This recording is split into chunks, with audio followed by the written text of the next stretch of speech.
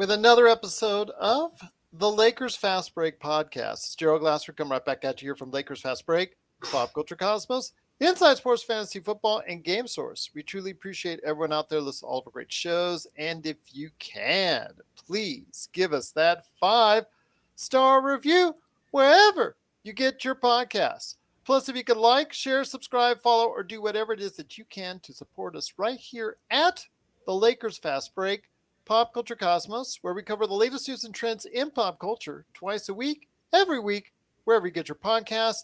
Inside Sports Fantasy Football, where we're covering the latest news in the NFL and fantasy football.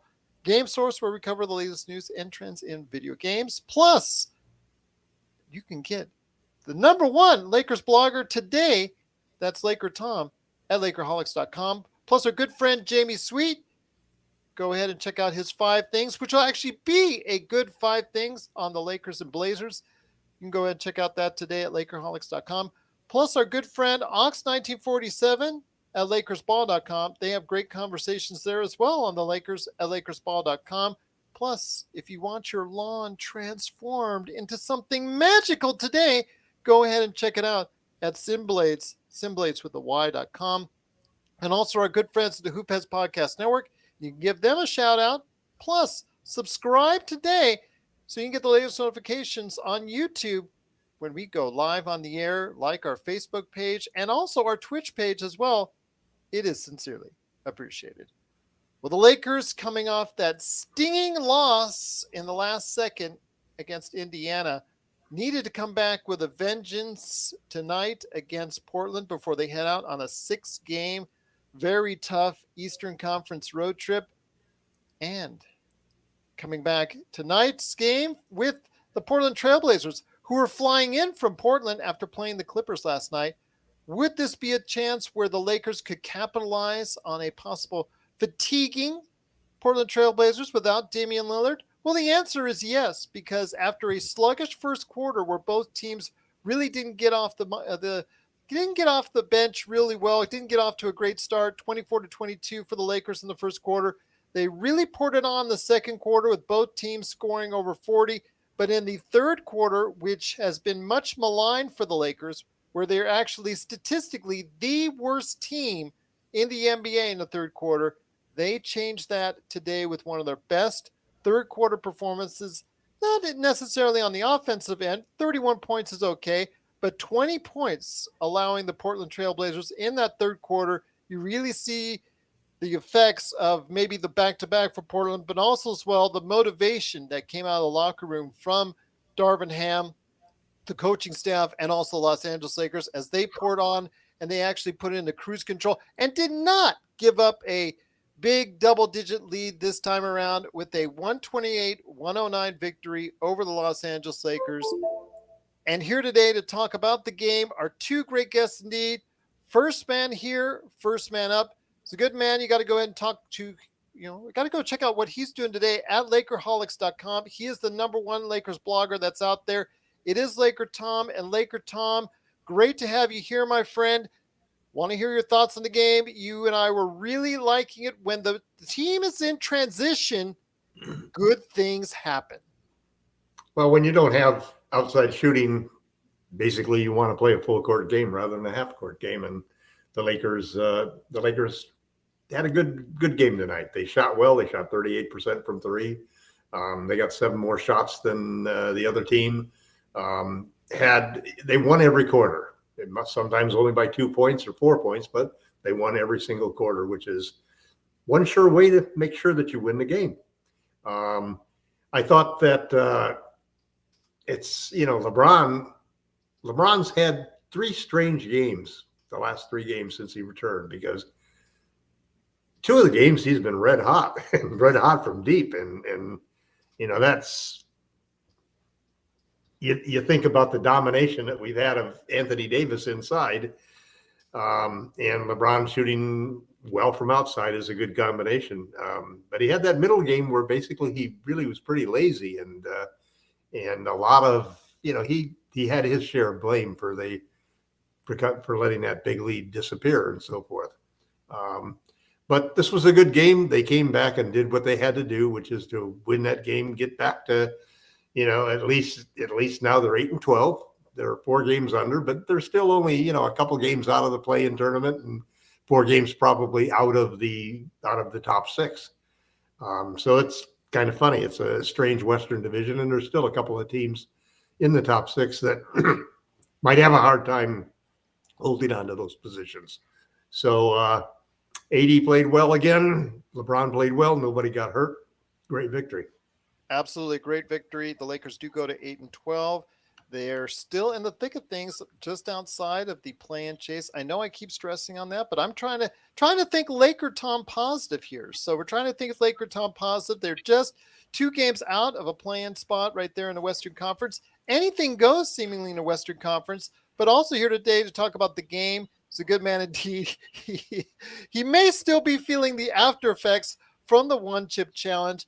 And before I bring Joe Soro on, I've got a big thank you for everyone last night outside of that piece of garbage that was on last night. You know who I'm talking about.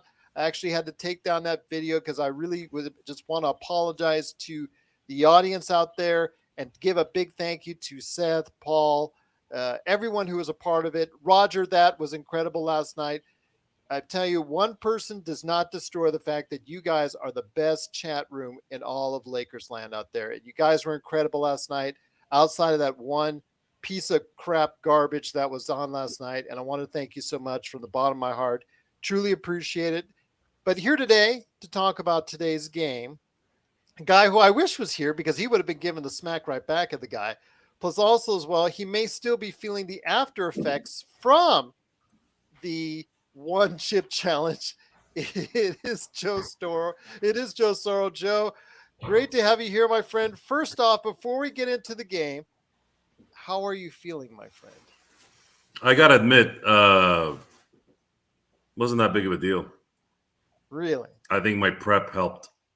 I think the fact that I coated my stomach and drank after really didn't really affect me. And I kind of knew this. I'm a spice food type.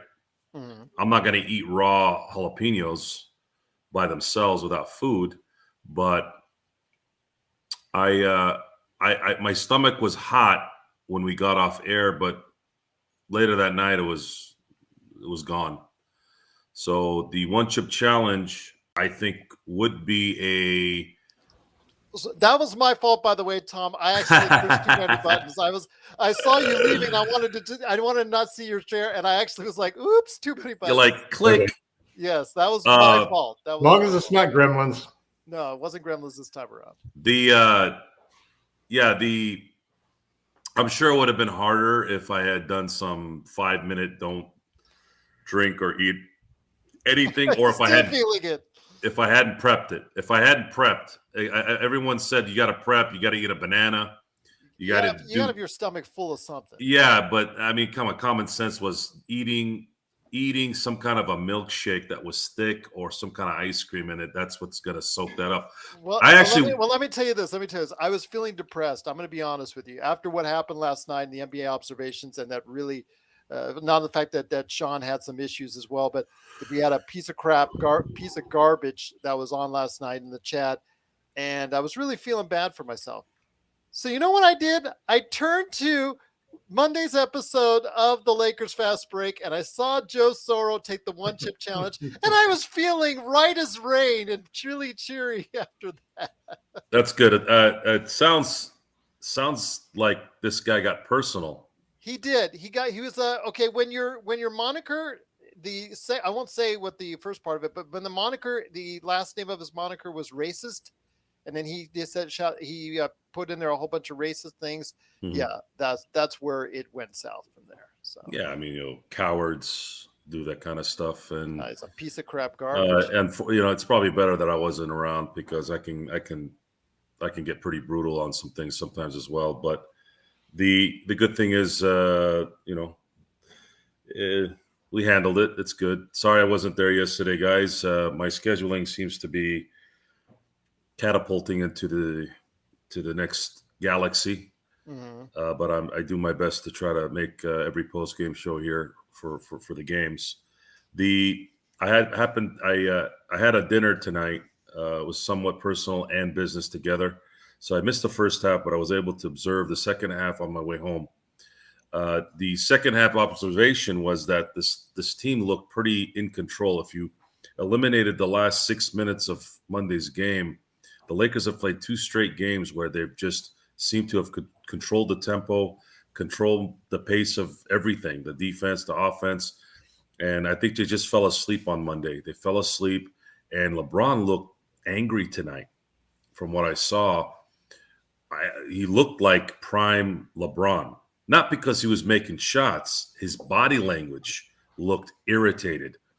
And when you're a great player and you make a mistake, which likely he took accountability on, it looks like, they made up for it in this game. Portland had no shot, at least from what I'd seen in coming back. There was a couple of instances where they made a shot a couple times and the Lakers were missing some chippies, but there was no feeling in the second half once they went up 12, 13, 14 that they were going to relinquish the lead enough to where they were going to lose it.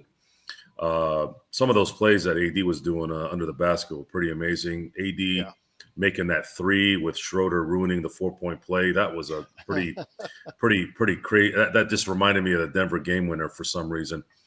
LeBron, phenomenal. Played phenomenal. Everyone else played pretty darn well. I love the last 2 minutes of the game. People were wanting to win those tacos, and they held Portland to no points. Those, I think, last minute and 57 or something. So very good win. The response from the loss on Monday was very good. I didn't think they were going to fold this game. I didn't think it was going to affect them. It was more just like damn it, we should be 9-11. That's the only feeling I got after Monday's game. I felt like they were going to win tonight comfortably. They did it. Payback for Matt Ryan's game. That's what I wrote it off as. Whatever it was. God just said, you stole one before. We stole one back from it's okay. I try and maybe make up for it on Friday. If you can beat Milwaukee, you kind of cover that loss, and now you're sitting at 9-12, getting into the next 6 games on the road. I think it's 6 or 5. Sorry, and you've got some confidence now. I think you can beat Washington. Cleveland is good, but I think you got a shot there. I know Philly's always tough in Philly, but you've got an opportunity here to maybe finish this off at 4-2 this road trip, and then I'm happy because let's look at that for a second. If they go 4-2 the next 6 games, you're looking at a team that's 12 and 14. Mm-hmm. Problem is we're playing Boston right after that road trip, so it'll be 13 and 14. 12 and 14. They beat 12 and 14. We'll be 13 and 14 after we beat Boston. Good. That's what I want to hear, Tom. Thank you. And with that, I'm going to segue to Tom. That's a nice answer. Well, the one thing that hasn't gotten much publicity, and I think it falls into the same category of seriousness as the Lakers ending up in last place and giving the ping pong balls to the Pelicans to get Wembanyama, That would be terrible. But the other terrible thing is if the Lakers don't put up the money and put up the picks to improve this team and give them a chance to compete for a championship, nobody else is going to stop the Boston Celtics from winning number 18 before we do. And that is something that I haven't seen anybody in wearing those Laker uniforms and any of those front office sounding boards say anything about that. I mean, that franchise is being run extremely well. Our franchise is either a freaking joke or they're going to pull off the most fabulous trade and public relations scheme where they fooled everybody as to what they want to do. And there's a 50% chance that even if that happened, it was totally luck rather than Rob Pelinka's skill and talent as a negotiator. But anyway, watching the Celtics and what they're doing in the East, really, and then you watch Anthony Davis. I mean, Anthony Davis is already back in almost everybody's minds as a top 5 player again. It's LeBron who's slipped down and he's in the second 5, or some player, for some people, even the third 5. They're ready to write him off and slide him down as fast as Father Time grows. But that's the thing. I hear the Lakers press, the press coming out and saying that the Lakers still don't know what they have with this team. Well, they're not hoping that this team is terrible and needs a desperate thing. They already know that they've got huge holes to fill. What they're hoping is that the team is really good because LeBron James and Anthony Davis are the same players they were in the bubble.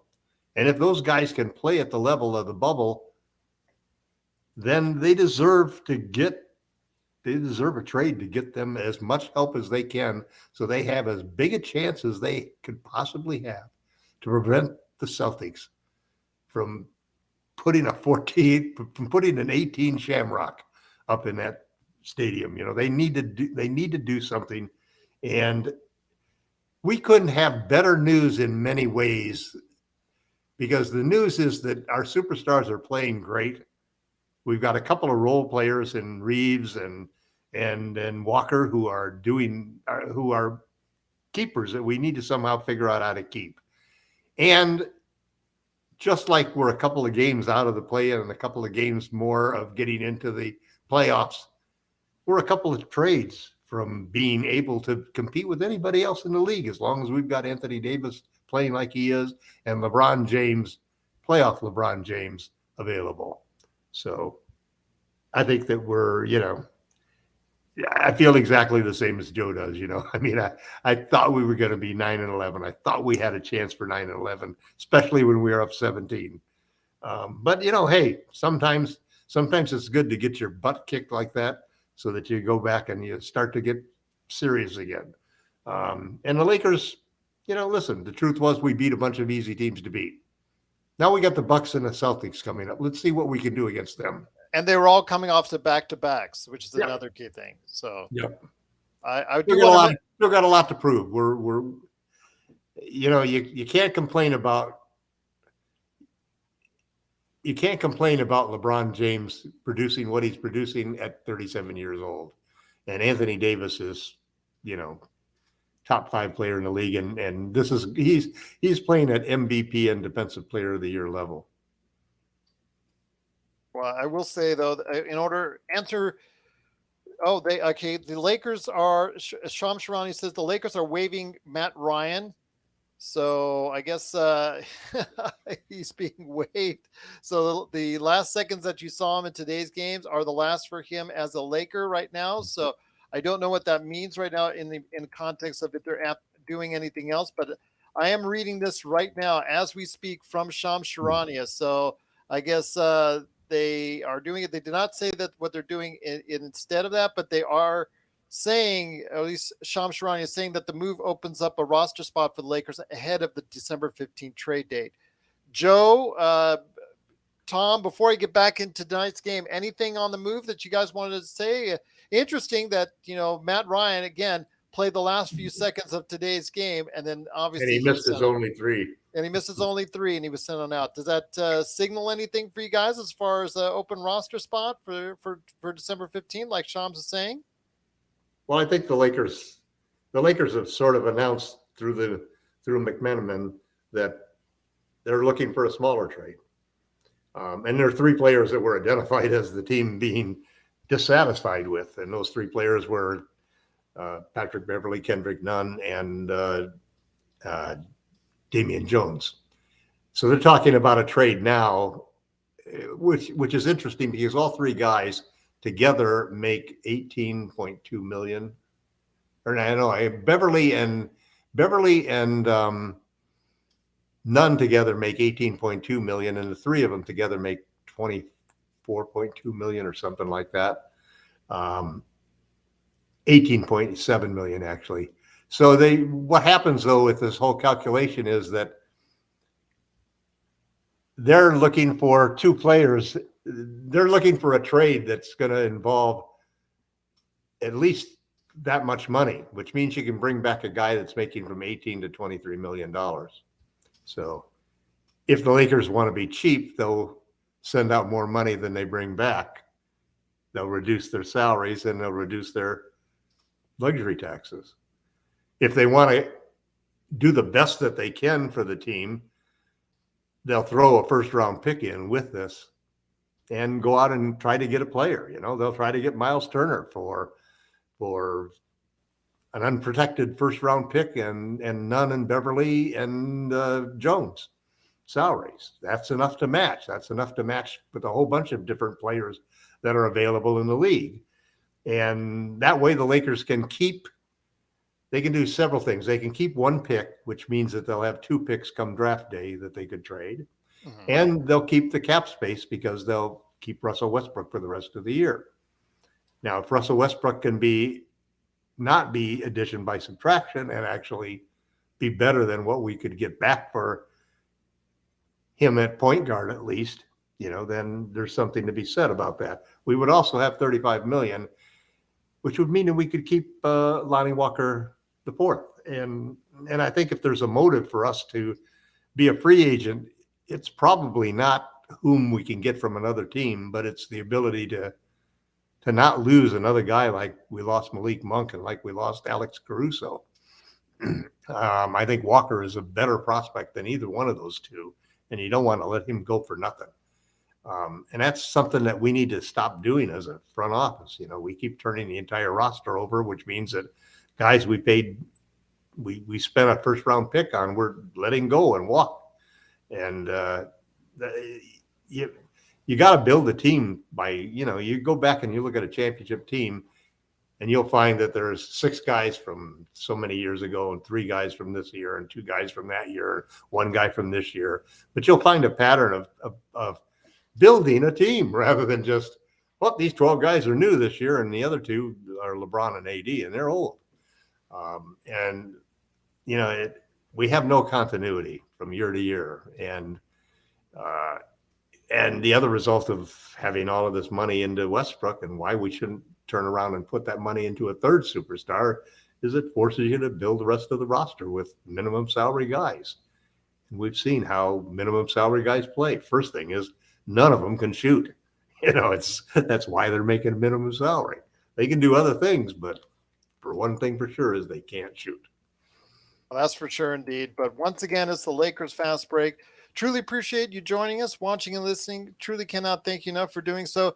I just got some great numbers from Anchor and Spotify over the past year. You guys have been sensational listening to us on the Spotify and Anchor podcast, wherever you get your podcasts, and that's all attributed to you and what you do for us here at the Lakers Fast Break. But once again, the Lakers pull away from the Portland Trail Blazers and put into cruise control with a very, very good 128-109 victory to go ahead and start.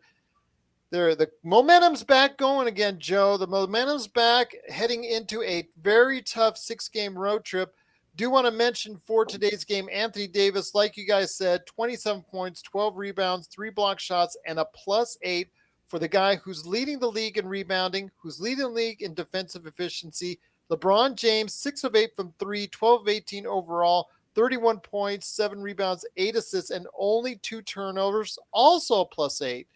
Austin Reeves was the big deal, Joe, I think, right here for today's game. He really set the tone and really did what was necessary to get the job done early in the game with 22 points, a +10, 2 of 5 from 3, but 7 to 10 overall. And off the bench, you got great performances from Thomas Bryant and also as well, Wenyen Gabriel with a +11 and some really good hustle. And also, you know what? Russell Westbrook, let's give him some credit. 10 points, 5 rebounds, 4 assists. Still a poor shooting percentage, but 0 turnovers. 0 turnovers. Well, I was going to mention that. 0 turnovers and a +12. So tonight I can see that when you look at it, the guys really took advantage of the second team of Portland because that's where the pluses really start to show up. And that started in the second half of the first quarter. Yeah. When the starters had all negative numbers at the end of the first quarter and the bench had all positive numbers, they're the ones who turned it around. And it was really Austin Reeves leading the charge there. Yep. Joe? Well, we've discussed how Austin Reeves' best attribute is off the bench. Yeah. If you want to have a championship contending team, Austin Reeves is the perfect bench guy. Even Lonnie Walker, to a degree, is probably your second or one.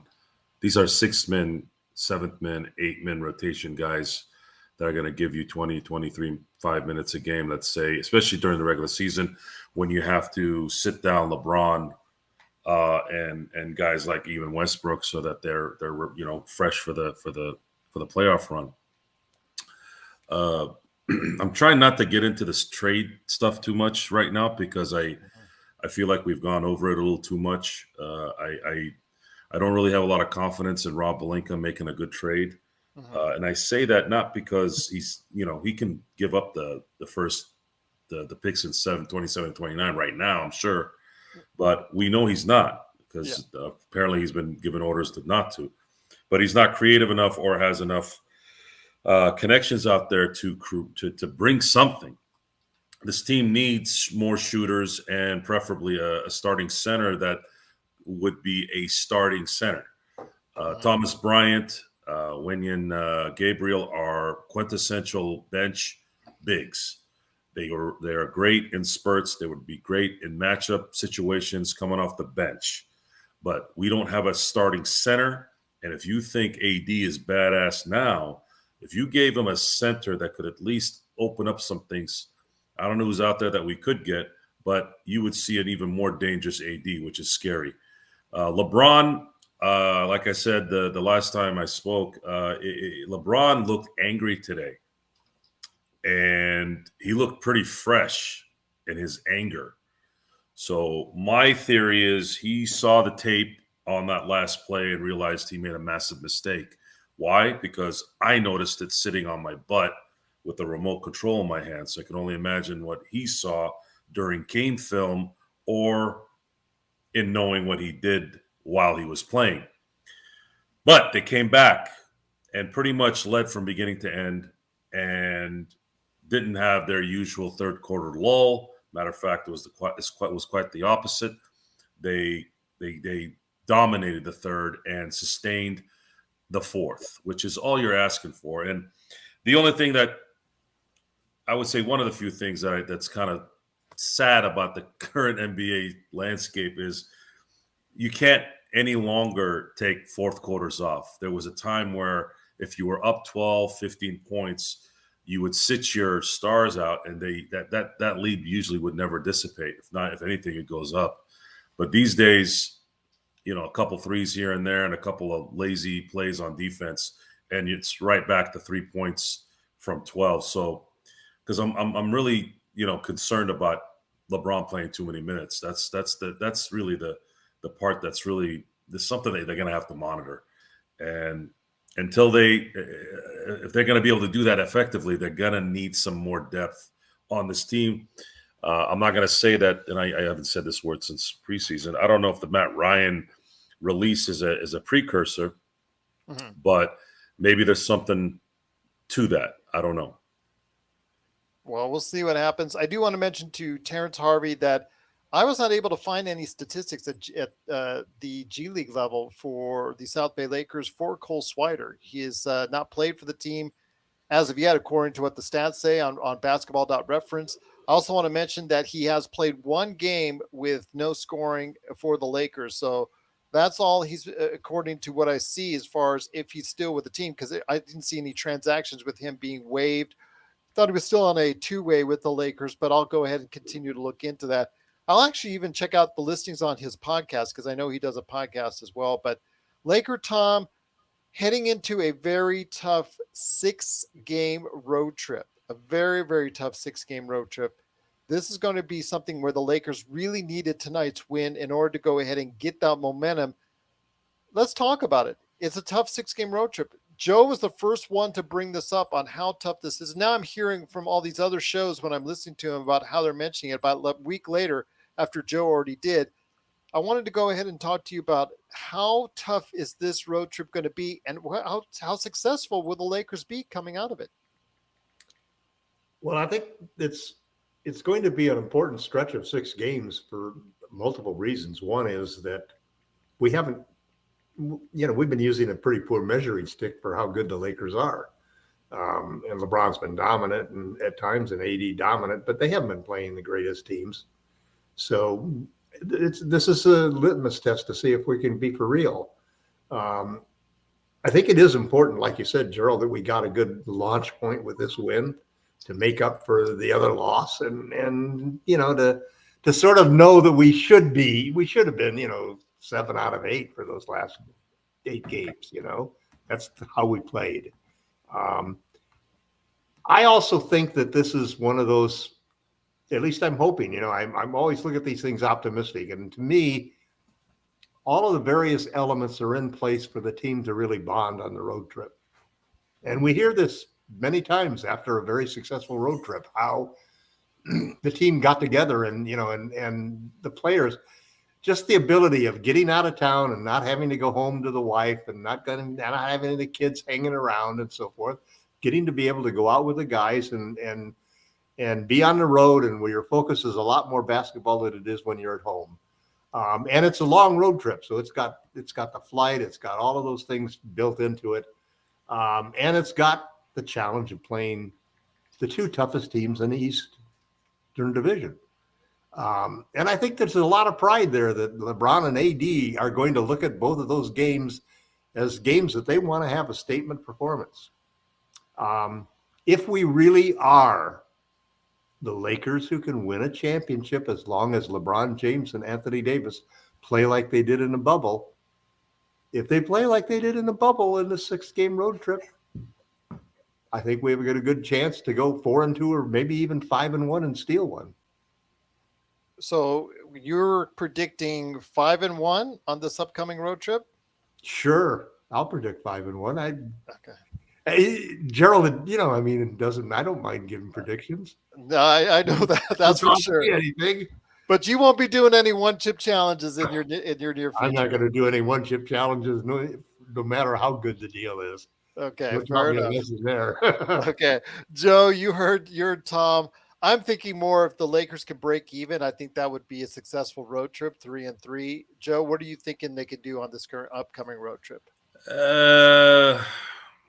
Losing to Indy on Monday made it important to go 4-2.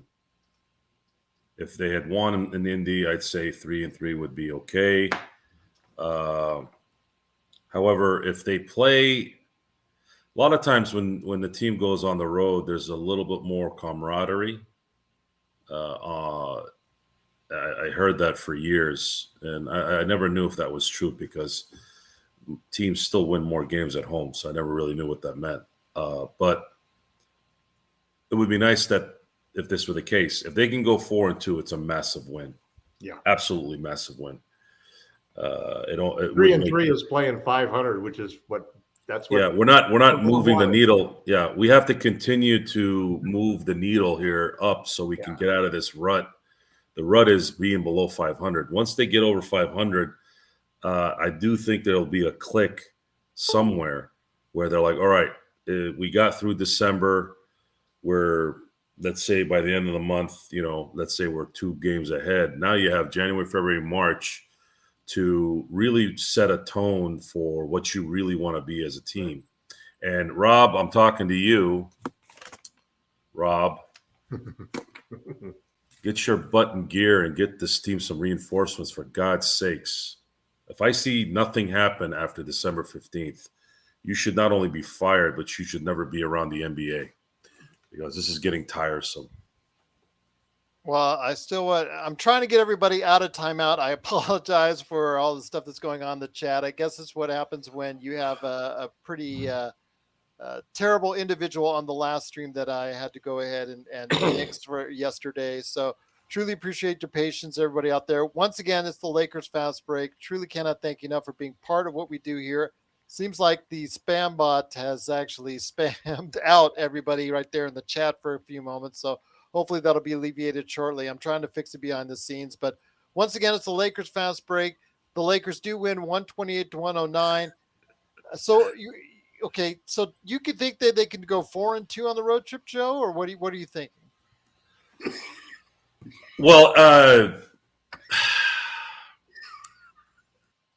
seeing how they played the last two nights, minus the little blow up at the end there in Indy, this is a team that's got some chemistry going, and if they can continue to improve there, you're going to see some good basketball. So I wouldn't be surprised if they went 4-2. What I think they're going to end up with is still kind of like, I might need to see what happens against Milwaukee on Friday for me to dictate what the next 5 games will be. I just don't know. I don't know if we get this LeBron from today playing Milwaukee and then playing throughout the road trip. Yeah, I think 4-2 could be a very realistic number. Playing it safe is playing at par, 3-3, which initially I thought that's where I'm thinking 3-3. But Laker Tom has them 5-1. Well, we have to. Well, 5-1. We get one of those upsets.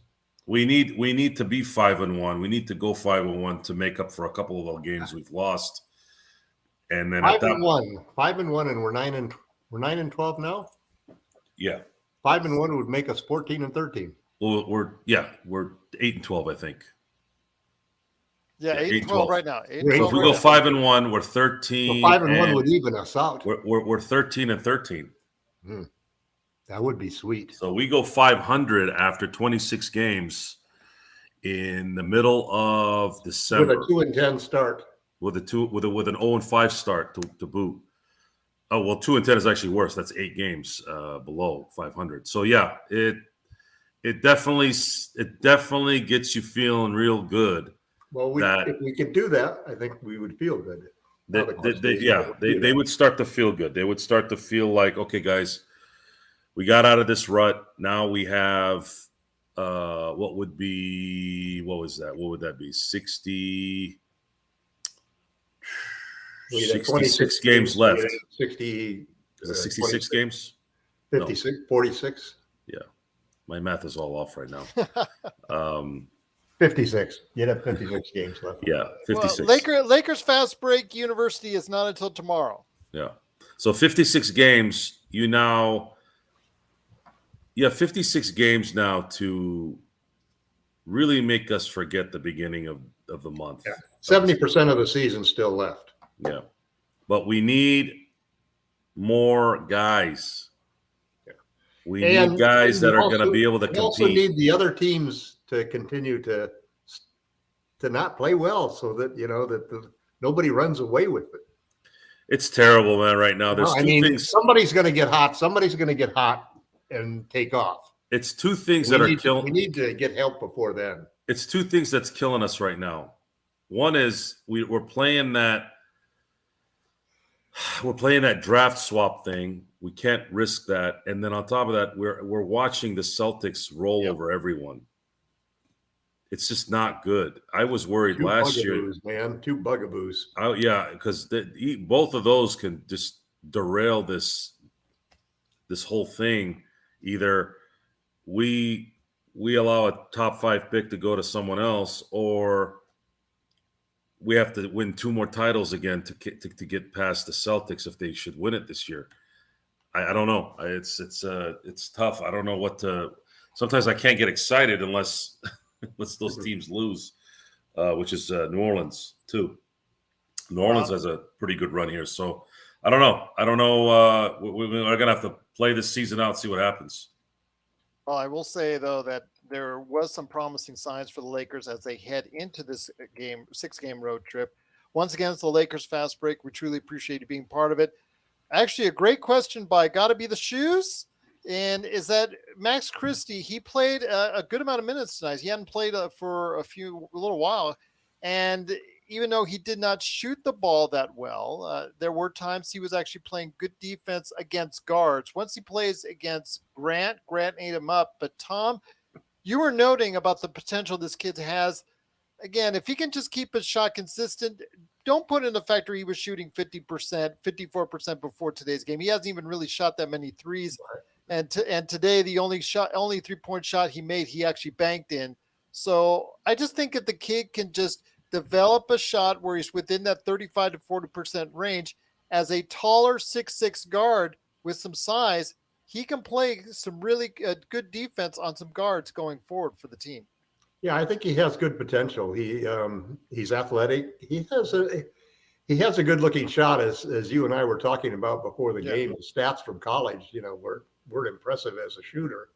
But the Lakers, as a free throw shooter, not 3-point. Yeah, the Lakers liked him, and I think I've seen, I've watched him on defense, and he has good fundamentals. He gets down low. I like his stance, and he seems to fight through the picks and so forth. And I've always liked the fact that bigger guards allow you to play a lot more switching defense, so that it's a lot easier if you've ever played full court 5-man basketball at any level, you'll understand what I'm talking about. Because if you have to fight through every screen and stay with your man no matter what, because your coach wants you to, play man-to-man, one-on-one defense instead of switching when you have a good opportunity, you'll find out how much harder it is and how much more energy it's going to burn just trying to do that. So, we got a whole core of 6'1" point guards, which is not how you build a championship team, Rob Pelinka. Especially none of them can shoot. Well, again, the Lakers did waive Matt Ryan after the game, so they now have a roster. Did we actually, at any point in time tonight, did we actually play Westbrook, Beverly, and Chris? Yes, we did. Yes, we did. We did. 3 point guards in the game, none of whom can shoot. Yes, we did actually. I've noted that to you. You forgot, but I noted that to you. I think it was in the second quarter, if I'm not mistaken. Man. Yeah, I was actually noted that. Okay, did you guys notice that he wasn't around towards the end? Yeah. Who was it? Westbrook. Well, the Lakers. I almost forgot. I think that's trash time. That's not. Yeah, no, that. Not punishment time. I think Darvin's like, I ain't gonna play here in the last 5 minutes. Well, the whole problem is, as Joe said, the guys. If you look at Lonnie Walker and you look at Austin Reeves, these are guys who would be elite 6th or 7th men on a squad. On our squad, they're the 3rd and 4th guys. Just because we need to trade Westbrook for 3 guys who could slot in there, and fill out the starting lineup. And then you'd have Reeves and Walker coming off the bench. That would be some firepower coming off of the bench. Guys who can play defense too, Guys with at least some size and, and athleticism to be able to compete with people. But, Dennis Schroeder, Patrick Beverly, and Russell Westbrook. It's a miracle that LeBron James and Anthony Davis can even get a shot at the rim if you got 3 guys on the court like that.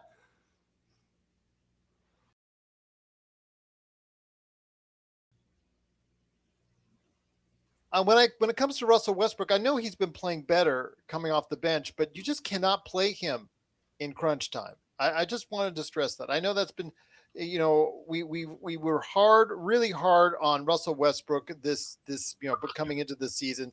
We really didn't think that he was going to be able. In fact, we all of us said that maybe best if he just not be on the team, and this has just exceeded our expectations. That he not only is on the team, but he's playing a contributing factor on the team, that he's actually doing well enough to be a positive on most nights.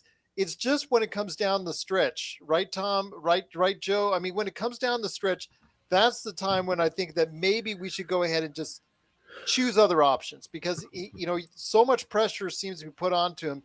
And as we saw in the Indiana game, he's really not able to make those great decisions when you need it the most. No, the reality of it is there's going to need to be people that are used to get assets back. Westbrook is number 1 in line. And then you have Beverly and Nunn next. Followed closely by Lonnie Walker. And the Lakers have to make a decision that they're going to have to take on large contracts and hope that these players that are making large contract, making good money are actually effective players. they're not just with the talent standpoint, but you can't lose that money either. This is something they have to know. I mean, they have to know this. They can't just let this team run its course. It's not going to work. Well, I will say, I know in the chat room they're saying that, he's not going to be valuable at all this season. I disagree. I think come February 15th, Tom, I know you want him gone sooner rather than later, but let's say he is here until February 15th or the trade deadline. I think the trade deadline, he will become a very valuable and wanted individual out there simply because of the contract that he has. I think there's a good chance, unfortunately, that the Lakers are going to settle for a one-pick trade and a smaller trade where the expiring contracts happen to be the guys you just talked about, except Russell Westbrook. And the reason that you do that is because you still can put together $20 million worth of salaries, which can bring you back, a couple of good players. Yeah. They could bring you back, guys like, there's guys who don't make a lot of money who are pretty good players. And if Cam Reddish, for example, you could take Cam Reddish and one of the shooters from the Knicks and give them a pick and you can fill a couple of spots there. You could do the same thing with Oubre and PJ Washington. Those are the types of trades that you can make. Because those are trades that are going to leave the Lakers with one pick, which they will then match with a pick for 2023, because they'll have a pick there, a first round pick. It might be the swap pick wherever the Pelicans end up, but hopefully it won't be. But they'll have two picks and they'll have $35 million in cap space. Now, I think $15 million of that may be earmarked for Lonnie Walker IV. I think he's that valuable to the future of the franchise that you don't want to lose him. And then the other 25 million or 20 to 25 million could be used for multiple players, or it could be used for Miles Turner, for example. I mean, but just still to keep those two draft picks and then get some help. Now, the type of help you can get, maybe they can get a Draymond Green. It's possible. Maybe they could get a Miles Turner. That's possible. They could get maybe a Bam. Well, I couldn't get him. Maybe they can get OG Anunoby, or there's a series of different Bojan Bogdanovic. They'll be able to get a player like that with that type of trade. One good shooter who's probably a small forward. If they can't get Miles Turner, then basically they're going to go for a small forward. Somebody with size, 6'7" to 6'9", who can play the three so that James can play the four. And that gives us at least not at the size that we'd get with, but we won't have Reeves and Beverly guarding 6'9" guys and 6'8" guys in the box. I'm so tired of seeing Beverly trying to guard, Kawhi Leonard and Paul George and players that are just way too big for him to guard. Because we lack some size there. So I think the Lakers will make a trade like that. And then I think that Matt Ryan's being waived is probably a sign that they're maybe looking for a double hit. They want to trade 3 or 4 players and trade 3 players and get back 2, or trade 2 players and get back 3, trade 3 players and get back 4. They just want to create a spot there. That's so funny though, because as you said, as you were saying this, Joe's still trying out the ice cream there. It's frozen. I see Sonic's stock rising here in the next few days. So I just wanted to make that clear. But once again, it's the Lakers Fast Break. Joe Soro at the After Effects from the One Tip Challenge. Laker Tom for LakerHolics.com as the #1 Lakers blogger there for you. I just say that right now with the Lakers heading into, again, I think this is a very pivotal upcoming road trip. I really think that this is very important for so many different reasons. It'll determine what the front office does. Yeah. It'll determine what the front office does. Yeah. And the fact that there's still 2 games out of a play-in, I'm trying to look at the bright side here. You always tell me I'm on the negative side, so I'm trying to look on the positive Bright side. side. Yes, the bright side indeed. The Lakers are only 2 games out of a play-in spot. I know there's a mix right there at 10th. They can get into that mix with a decent if they get what you guys call a 4-2, 5-1 road trip, they can make waves. That is a possibility. Yeah. Then we might see a 2-pick trade. Yeah.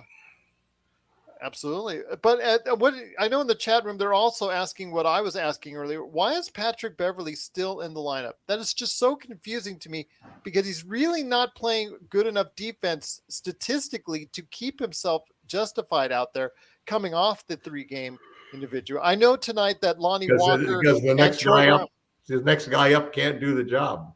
and that's the problem right there. With Troy Brown Jr. out of the lineup tonight and Lonnie Walker, the fourth, out of the lineup, both with sore feet, I'm hoping these are not lingering injuries. I'm hoping it's just rest heading into a very tough game on Friday against Milwaukee. Joe, you have any thoughts on Patrick Beverly and still staying in that starting lineup coming off that suspension? No choice. There's no choice. There's really, Austin comes off the bench. His bench play is what this team needs. Russell Westbrook being able to control the ball and not have to worry about catering to AD and LeBron. That's why that works.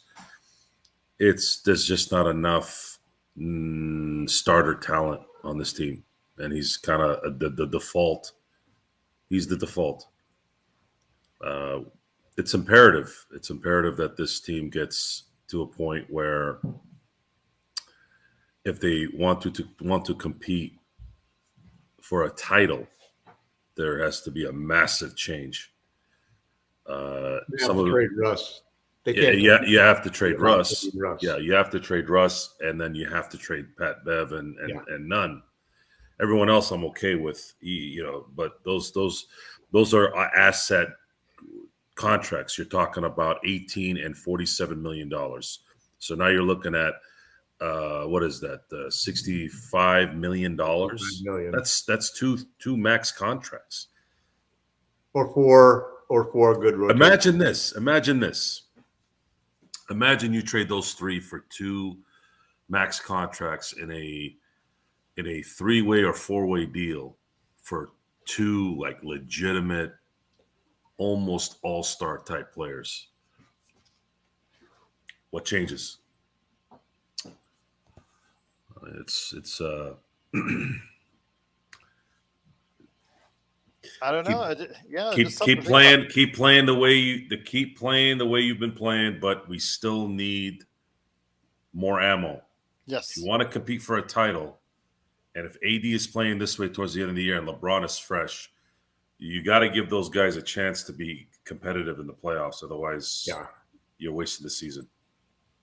And that's something we don't want to do. Again, I would just want to see us get into a non-lottery status. Get us to the point where we're out of the lottery and don't give the folks in New Orleans any reason for hoping to get Wembanyama. That's all I care about right now. Them so that they don't do the swap. The swap becomes meaningless. Yes, that would be the best. You want to swap with us, we get a better pick. That's the best scenario right now, and I'm hoping that's going to be the case. Yeah. As Sovereign says, we need guns and beat the Celtics in the finals. Absolutely, guys. We cannot trade LeBron until the summer. He signed an extension, and due to that extension, we cannot trade LeBron until the summer. He does not become trade eligible until then. So, all the trade LeBron stuff you guys saying, can't happen until the summer. So even if you wanted to, and he's going to stay here anyways, as long as he wants to, because he's going to break the scoring record as a Laker. So, as much as you guys say, and the fact that he's going to break Magic's assist record also. Yeah. So you guys, come on. He's not going anywhere anytime soon. I think everybody realizes that, but I know you guys are just talking some great stuff out there in the world's best Lakers chat room. And despite that, LeBron James, 6 of 8 from 3. 6 of 8 from 3. When he's really humming like that, I know Joe said it best, though. When he did the heat check, he did miss the heat check once again. So Yes, Joe. I know as you're chomping on your ice cream. He did miss the heat check, but once again, the Lakers do though they did miss many heat checks because they were really effective in the transition, and that's something I want to close out the show with as we head into the rest of the week here with what's going on tomorrow and of course on Friday for Milwaukee, and that is again emphasizing transition when the Lakers go ahead and fast break and really push the tempo. Joe, and I told this to Laker Tom as well, good things happen. When you don't have shooters, the best way to run an offense is to run and get to the basket. On it, they shot well tonight. I thought they shot well, but it's not a consistent game in and game out No, process. they shot 50% from the field, 37, almost 38% from three, which is very good. Yeah. Under their free throw shooting was not exactly great, under 70%. Well, if you're going to have a game where you're not shooting well from the free, and that's really towards the end of the game. Yeah, LeBron missed 2. Yeah, LeBron missed 2. AD missed 1 or 2. Schroeder missed that 4-point play. Austin missed 2. Yeah, Austin missed two free throws, which is, I think his average dropped from 91% to like 70, just losing missing two shots. Well, that was actually Max Christie. He went from 54. He went from almost 55%, I think, to 30% or something like that because he missed.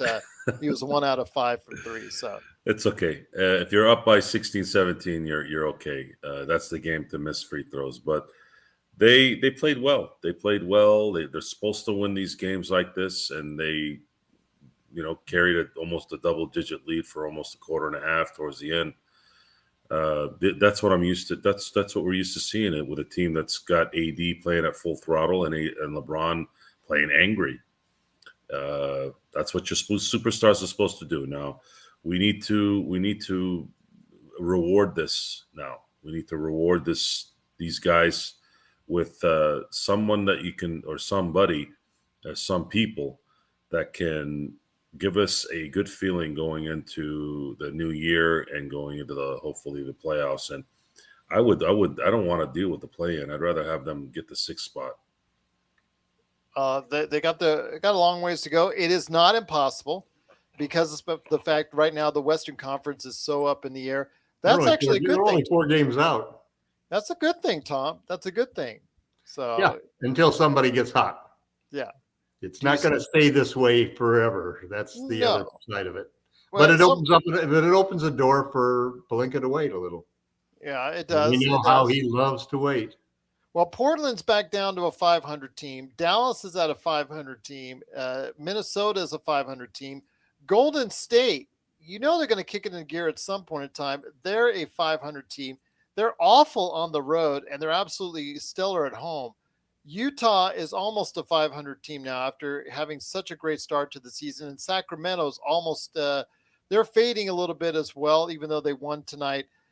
So you see those teams which outside of the Golden State Warriors, could be having some issues and could be reevaluating things as the months go on. So that could be prime for the Lakers or the Dallas Mavericks, I think, to go ahead and sneak a couple of those spots. You guys agree with me on that? Yep. I mean, it's just surprising that Luka having an MVP-like season and they're only 10-10. That's really I think, the thing that really stands out to me. It's not that surprising, though. He doesn't have any talent on his team. I agree. I mean, whatever. And what I mean by talent, I mean like letting go Brunson. Letting go Brunson was a big mistake. And Brunson. I mean, Brunson's a 3rd, 4th guy on a title contender. Yeah, they need a second guy. If to take advantage of Luka's game, but how they're going to do that, I don't know. I don't know if Mark can go out and get somebody. He needs a big, maybe a power forward. They're almost in the same situation the Lakers are in. They really are. I don't know. I don't know what they could do, and no one seems to want to go to Dallas. So So what can they do? Luka, question now is if this happens again next year. Do people want to play with Luka?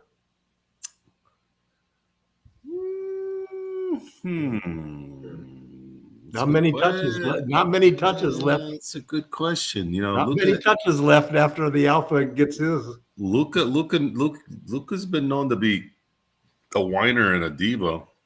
When does that kind of start rubbing people the wrong way to the point where he's like, you know what, guys, you don't like me? Trade me. Well, I see the chat is already saying to trade AD on top of Russell Westbrook for Miles Turner, Halliburton, and Buddy Hield. I don't think Indiana go for that.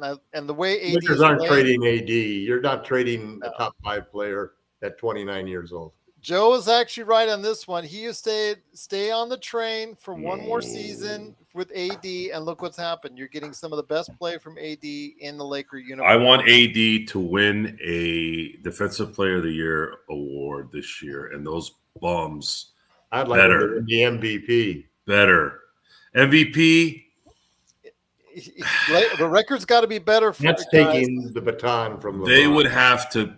That is taking one of the most unprecedented turnarounds ever. The record has got to be better, guys. The record's got to be better. They won't give an MVP or a Defensive Player of the Year for guys. Well, the record will be better. They'll win the championship. Oh, there you go. Positivity at its most from Laker Tom. A 5-1 over stretch over the next 6 games. Then we'll knock the Celtics off. That'll give us a 14-13 record. We'll be over 500. And at that point in time, we make a mega trade. And 56-0 next 56. Yeah, we make a mega trade and we bring in Lauri Markkanen and Bojan Bogdanovic and Miles Turner and Jordan Clarkson, all for Russell Westbrook, Kendrick Nunn, and Patrick Beverly. Well, we'll see. A nice transition. We'll see. You know what? That's 4 for 3. It fills up Matt Ryan's empty spot. John McCaley says, I need to smoke some of Tom's positivity juice tonight. Where have you been for the past 3 years? This is Laker Tom to a T. This is Laker Tom indeed. It is when he's not like this and he's really angry at the front office.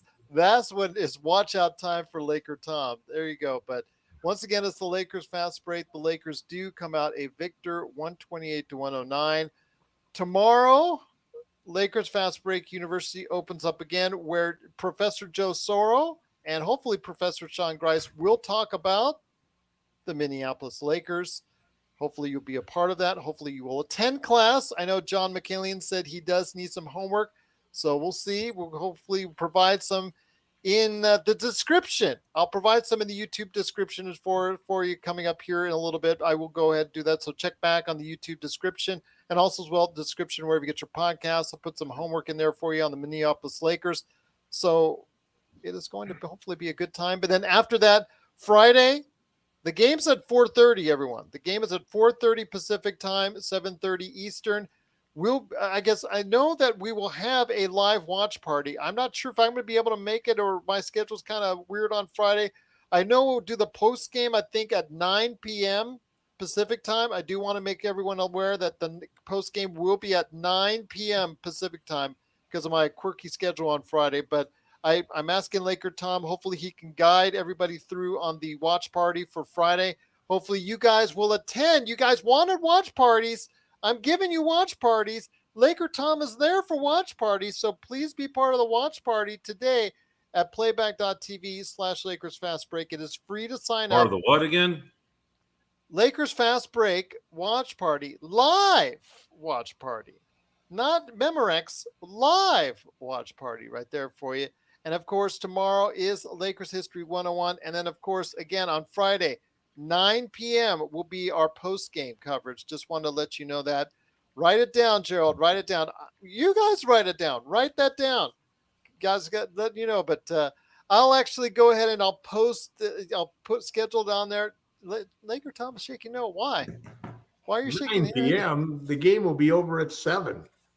My schedule, I will be on the road, unfortunately, listening to the entire game and trying to stream it at the same time. So, sorry, not all of us can be where you want to be. I would love to be where I want to be right after the game. But unfortunately, as long as we're still a growing entity, and not at the level that Lakers Nation is. We need about 400,000 more subscribers. Then that will make sure I'm here after the game right when you want it. That's all I'll say. All right. Well, there you go. But once again, it's the Lakers Fast Break. Unless Joe can host it. If Joe can host it, there you go. Friday? Yeah, Friday. No. That's a bad day. Not that early. Yeah. I can barely get home at 10 these days. Okay. That's what's great about the West Coast and the Laker games is I can get home by 10 and still do the show. Oh, yeah. You guys are crazy in the chat, by the way. I know you guys are going all off in there, but also John McCallian's in the chat. He's got a great YouTube channel. Please go ahead and support him today. John McCallian, go ahead and subscribe on YouTube. While you're subscribing there, please subscribe to us, the Lakers Fast Break. You guys have been very patient tonight while I play with the new Streamlabs stuff that's going on there. So thank you so much for joining us. Laker Tom is at Laker Tom on Twitter. And of course, he's the #1 Lakers blogger that's out there at Lakerholics.com. Special shout out to Jamie Sweet. Hopefully he can be a part of what we're doing. Again, Lakers Fast Break very soon. And Joe Soro. Not only is at LakersBall.com, but also as well, go ahead, if you're in Southern California area, transform your lawn today with Simblades with a Y.com. Thank you, Z. Thank you, Bobcat, Sovereign, John McCallian, everybody out there that's been on the show tonight. Got to be the shoes. You guys have been incredible in the chat room. We will be back tomorrow for Lakers History 101, talking about the Minneapolis Lakers, and be back on Friday, not only for the live watch party, but also, well, unless I hear otherwise, I will schedule it on YouTube. So don't worry, I'll schedule it. But right now it's looking like 9 p.m. We'll schedule it out for you. And we'll be back for the post game. Will the Lakers start off their road trip on a good note? We'll find out right here at the Lakers Fast Break Podcast. See you guys Friday.